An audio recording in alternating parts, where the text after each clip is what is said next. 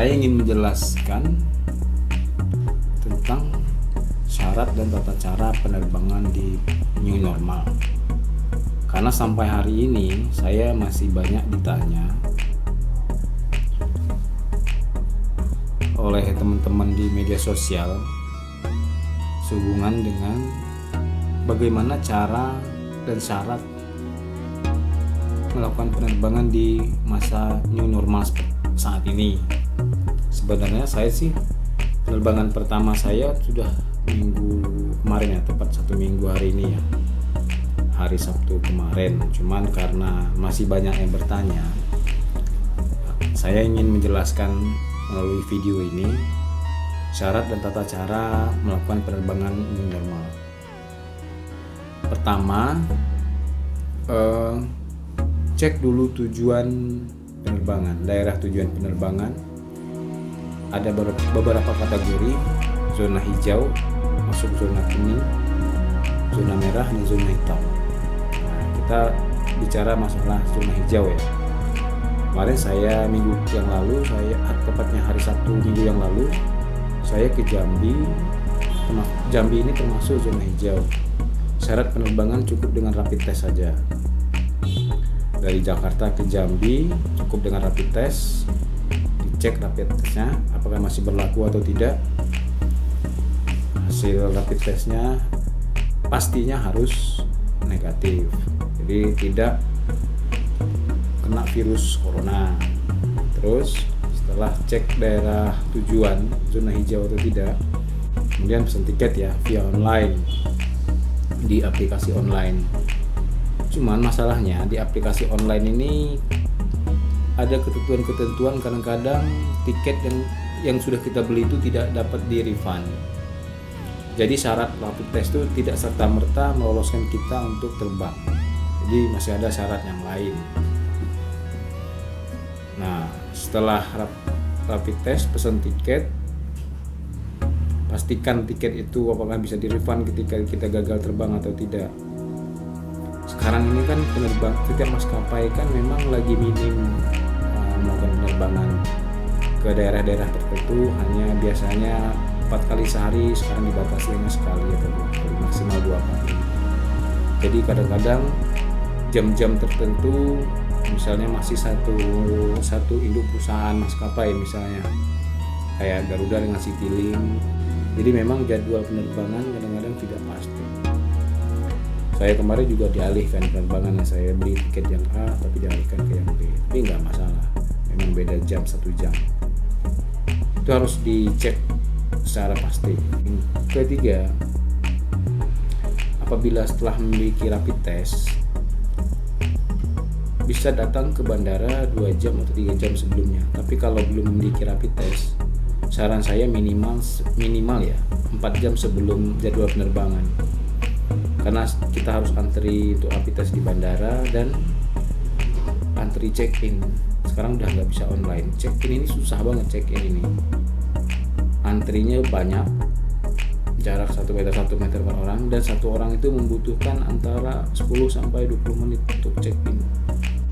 Karena check-in itu selain cetak tiket juga cek rapid test, juga cek kita ada aplikasi EHAC kan?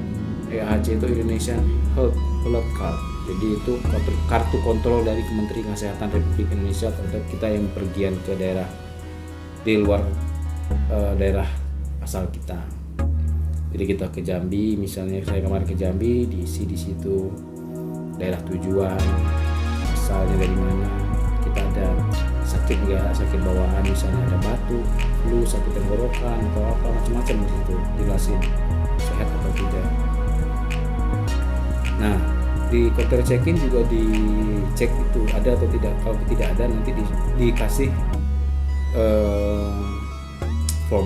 form begitu untuk isi data-data kita secara manual. Nah, ini juga membutuhkan waktu lama. Apabila kita sudah lengkap, terus kita tunggu di ruang tunggu. Nah, pengalaman saya kemarin ketika ada orang yang terbang dari Jakarta ke Padang, ternyata Padang termasuk zona merah. Jadi tidak cukup dengan rapid test saja, harus ada PCR dengan swab ya. PCR dengan swab. Jadi akhirnya calon penumpang ini membuat surat pernyataan bahwa apabila nanti tiba di daerah tujuan akan melakukan PCR atau polymerase chain reaction. Jadi dengan biaya sendiri. Nah ini kan biaya kan cukup besar. Jadi kita udah rapid test, biaya rapid test itu kalau di luar dari bandara itu di rumah sakit atau di tempat fasilitas kesehatan lainnya itu antara 290 sampai 400 ribu. PCR pasti di atas 1.500.000. Jadi kalau ingin terbang ke daerah ya zona merah, lebih baik lakukan PCR atau polymerase chain reaction. Jadi biar nggak buang-buang uang, karena hasilnya juga hampir sama, cuman kalau PCR kan lebih detail. Kita sampai itu daerah tujuan. Nah, kartu health alert tadi itu atau EHAC tadi itu sampai daerah tujuan itu nanti di scan, barcode-nya di scan, ada petugas scan. Kalau kita tidak ada, ngisi lagi di situ. Ini butuh waktu lama lagi. Kalau kita sebelum itu lengkap, kita tidak bisa keluar dari bandara. Nah, kemudian hari Minggunya saya pulang lagi ke Jambi, tapi prosesnya tetap sama ya, tetap sama seperti itu. Tambahannya, ketika sampai di Bandara Soekarno-Hatta, ketika kita mau keluar bandara, selain dicek aplikasi HAC kita, ditambah lagi ada petugas khusus yang dari dinas DKI Jakarta, Provinsi DKI Jakarta yang mengecek daerah tujuan kita. Jadi cek KTP, cek kartu SIKM, soal izin. Nah, saya kemarin memang tidak dicek karena saya masuk dalam pengecualian, jadi saya lolos. Tapi kalau tujuannya bukan daerah Jakarta, kayak Tangerang, Banten, atau daerah-daerah lain yang tidak masuk dalam DKI Jakarta, boleh lewat.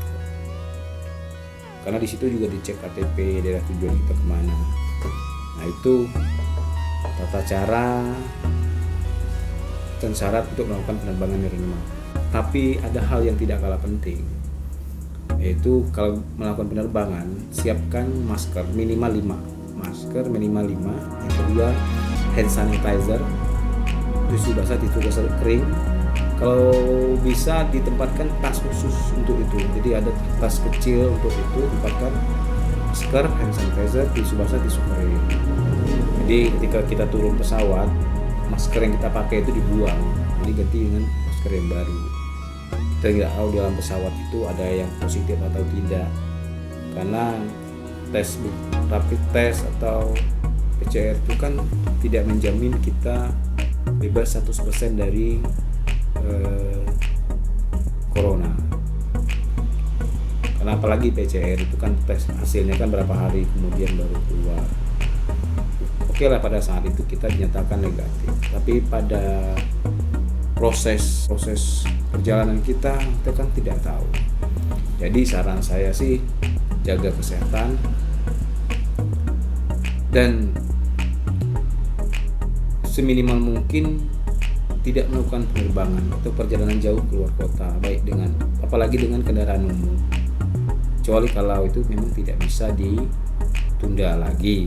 Jadi kalau memang masih bisa ditunda, janganlah melakukan penerbangan.